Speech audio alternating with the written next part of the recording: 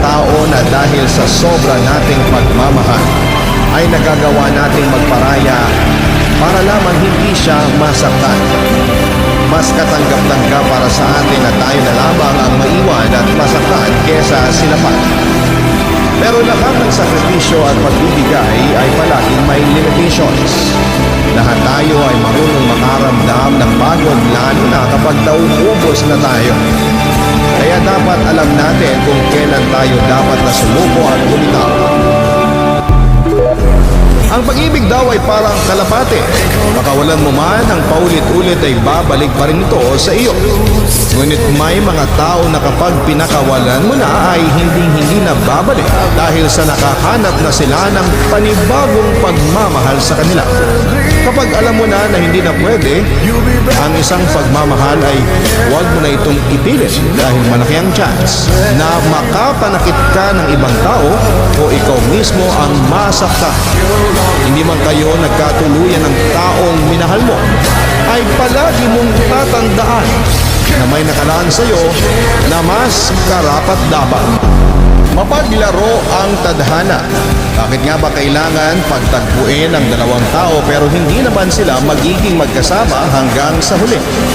Ang sabi ng iba, nangyayari ito dahil sa bawat taong dumarating at umaalis sa buhay natin ay nagbibigay at nag-iwan sila ng mahalagang aral. Ngunit paano kung muling nag-cruise ang landas ninyo ng taong bahagi na lamang ng iyong nakaraan? Paano kung muli siyang pumatok sa puso mo?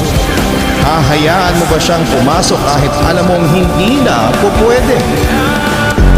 May mga tao talaga na labis magmahal.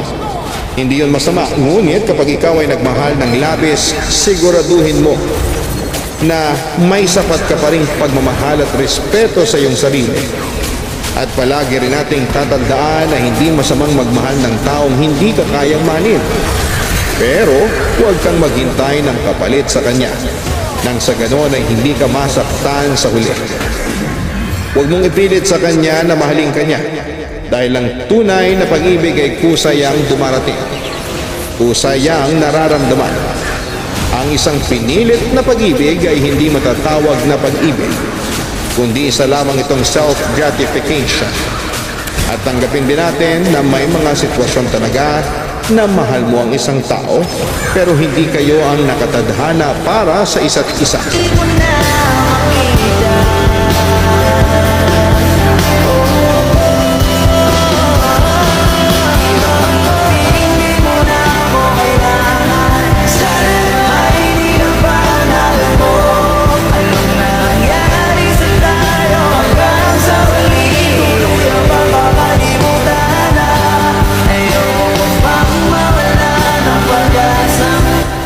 Great love daw ay ang taong sobra mong minahal pero hindi naging sayo sa huli.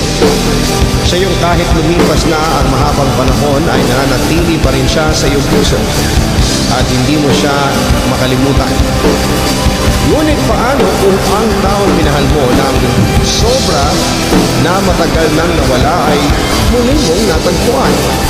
Handa ka bang ipaglaban siya kahit nararamdaman mo muli siyang mawawala at magpapaalam?